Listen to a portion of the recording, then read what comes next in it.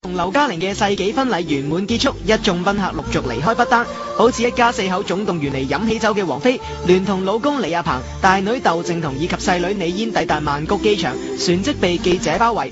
李亞鵬發現細女被記者窮追不捨，就同記者發生衝突。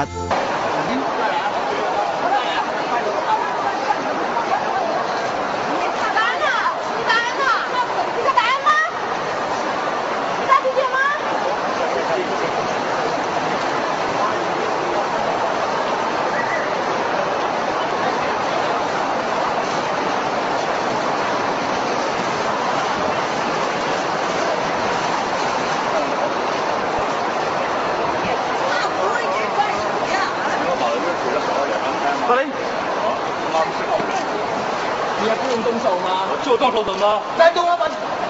丟仔！我現在在拍啊！拍我也不怕。拍啊！你拍我怕嗎？報警！報警！拍什麼？我不怕。他們在採訪也是不對啊！他曬嗎？他曬啊！我沒有動手，是這個動手啊！你會打人冇咩事啊？咁邊個拍曬嘛？我哋兩個人你都做花女啊，好開心喎！嚟啊，可唔可以講下？唔該，姐。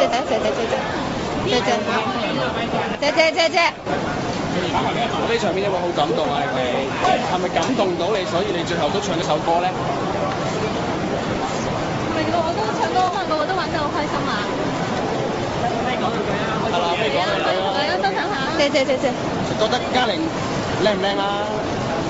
見到有啲民族風喎，覺得係咪好特別啊？覺得佢哋招呼得好唔好啊？好搞笑啊！女自己冇得玩喎。而較早前王菲一家喺不丹轉機嘅時候，可能未發現受到追訪，佢哋一家都表現相當平靜。而我哋就獨家拍到王菲抱住細女李嫣落機嘅情況。